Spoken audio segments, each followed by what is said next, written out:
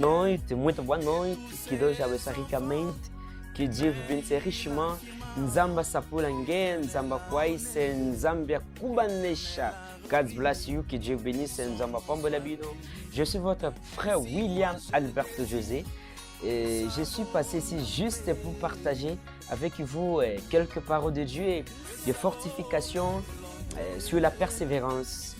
Je voulais dire à mon sœur, mon frère, qui va suivre ces vidéos, que dans la vie chrétienne que nous avons acceptée, ce n'est pas une vie facile.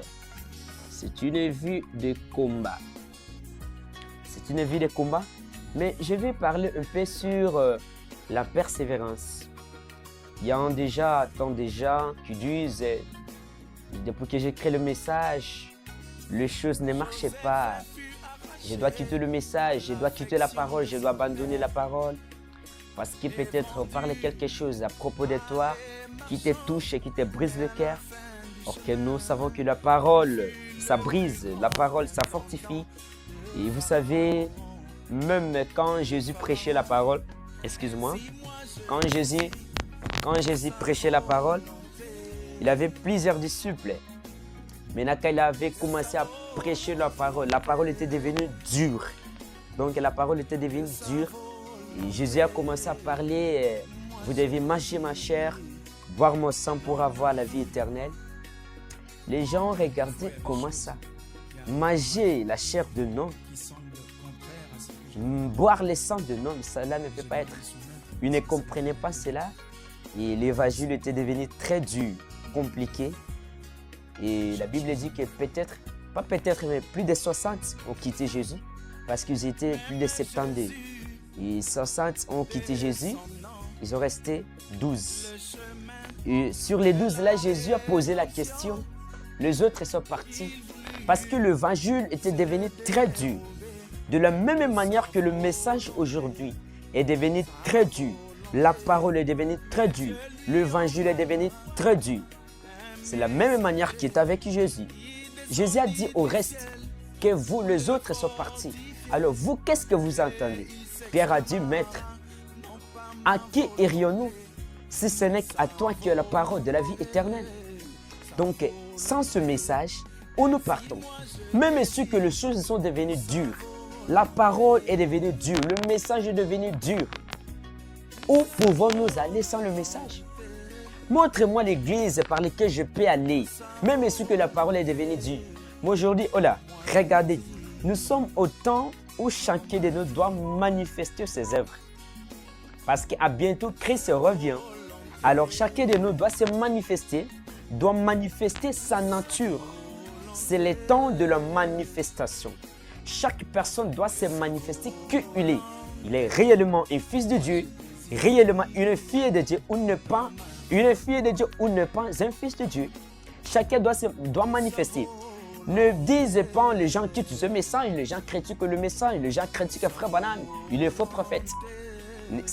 Que cela ne soit pas une surprise pour toi, mais cela te donne l'intelligence, la sagesse de connaître, de savoir que nous sommes au temps où chacun de nous doit se manifester sur réellement il était appelé dans le message, sur réellement il n'est pas appelé dans le message.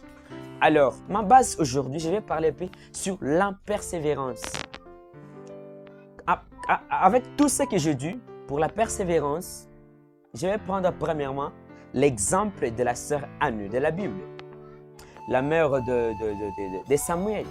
La mère de Samuel, cette sœur plutôt, elle était stérile, elle n'avait pas d'enfant. Et son ami, sa rivale, se moquait d'elle. Que toi, tu n'as pas d'enfant, toi, comme ça.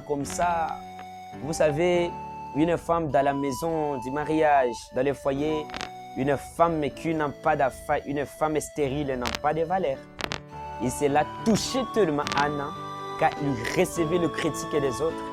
Anna était tellement touchée, Anna était tellement triste. Parce qu'il avait eu des temps compliqués dans sa vie.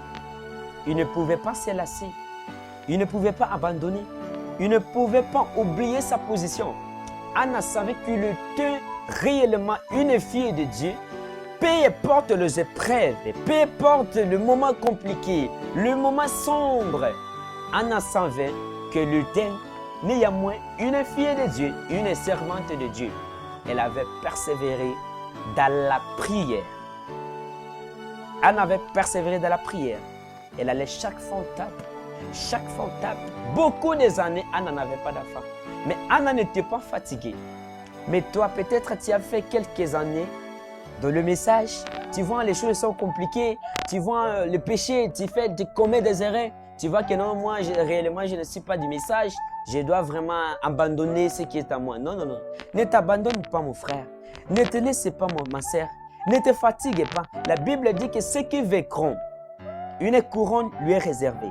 Et ils seront ainsi assemblés dans les trônes avec Jésus-Christ. Donc, tu ne peux pas avoir la victoire sans le combat. Tu dois combattre premièrement pour avoir la victoire.